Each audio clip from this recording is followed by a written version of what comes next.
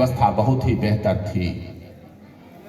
अब आपके मन में बहुत सारी बातें आ रही होगी कि कैसे ये भारत की शिक्षा व्यवस्था को बेहतर बना। अगर बेहतर थी तो 1835 में वो मानसिक गुलामी का मैकाले का जो शिक्षा पद्धति है उसको लाने की जरूरत क्यों पड़ी।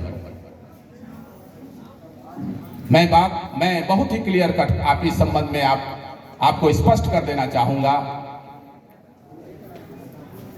कि ने कहा था कि अगर भारत जो एक ऐसा देश है जो हर दृष्टि से बहुत ही संपन्न है और इस दबाना है तो इसकी शिक्षा व्यवस्था को समाप्त कर दो, तहस नहस कर दो। और जब तक शिक्षा तहस नहीं करो तब तक भारत समृद्ध बना रहेगा। भारत पर किसी की हुकूमत नहीं चल पाएगी। तो सबसे जो बड़ी चीज होती है वो शिक्षा, इसलिए शिक्षा बहुत महत्वपूर्ण है। इसलिए ही भारत सरकार को कोई अगर बहुत बड़ा परिवर्तन करना पड़ता है किसी भी क्षेत्र में, कोई भी सरकार हो, तो वो शिक्षा पर ही अपना प्रहार करती है, क्योंकि शिक्षा अमूल्य धरोहर है किसी भी व्यक्ति के जीवन में। मैं आपको यह बता दूं कि लॉर्ड मैकाले कह रहा है कि भारत की शिक्षा व्यवस्था, भारत में उस समय करीब 100% साक्षरता दर थी, करीब। वो दक्षिण के लिए कहता है कि 100% साक्षरता थी, पश्चिम के लिए कहता है 98% थी, पूरब के लिए कहता है 87% थी। इसी तरह से आंकड़े जो उपलब्ध कराए गए उससे लगता है कि भारत की शिक्षा व्यवस्था बहुत बेहतर थी। जिसे शल्य चिकित्सा की बात होती है, आप उसको देखें तो आप अमरावती को देखें। अमरावती में सब सारी व्यवस्था बहुत पहले होती थी। जो आज की शिक्षा व्यवस्था के संबंध में आज जो नए प्रयोग चल रहे हैं, जिस पर हम सब गौरव का, पूरा दुनिया गौरव का है, वो सारी चीजें भारत ने बहुत पहले कर।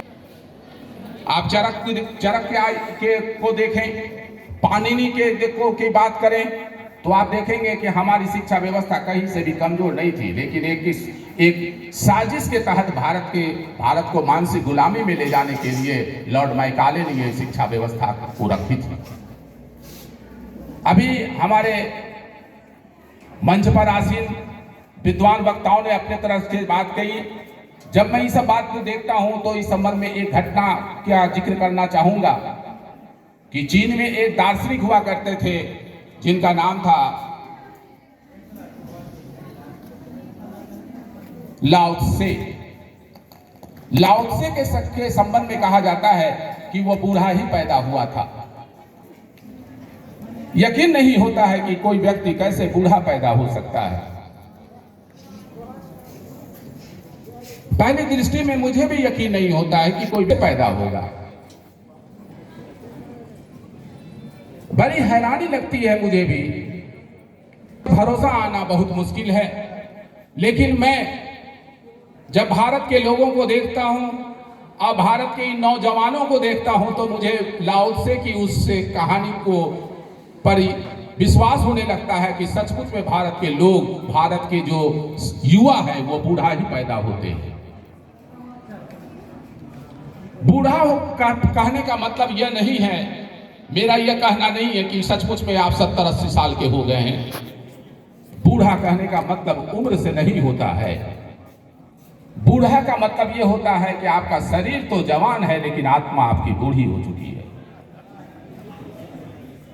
और इसके उलट भी हो सकता है कि जब आत्मा बूढ़ी हो जाए और आत्मा जवान रहे और आपका शरीर बूढ़ा हो जाए। तो भारत जवानों का शहर है। बार बार कहा जाता है कि दुनिया में सबसे अधिक युवा भारत में रहते हैं। तो जब भारत में युवा रहते हैं तो मुझे ऐसा लगता है कि बूढ़े आदमी ही ज्यादा रहते हैं, क्योंकि वो अतीत की ओर हमेशा देख रहे हैं। और जब सरकार ने एक भविष्य की योजना बनाई है तो क्यों नहीं हम उसे सकारात्मक रूप में लेने का प्रयास कर रहे हैं। भारत के युवाओं का बहुत बड़ा दुर्भाग्य है कि वह फ्यूचर ओरिएंटेड नहीं होकर के पास्ट ओरिएंटेड हो गए हैं। भविष्य की ओर देखना शुरू कीजिए। जो देश भविष्य की ओर नहीं देखता वह बूढ़ा देश है। जो देश भविष्य की ओर, सिर्फ भविष्य की ओर देखता है वही वास्तव में जवान देश है। और भारत को जवान बनाना है, उसे बूढ़ा नहीं बनाना है। इसलिए मैं आपसे ये कहने के लिए आपके बीच में आया हूं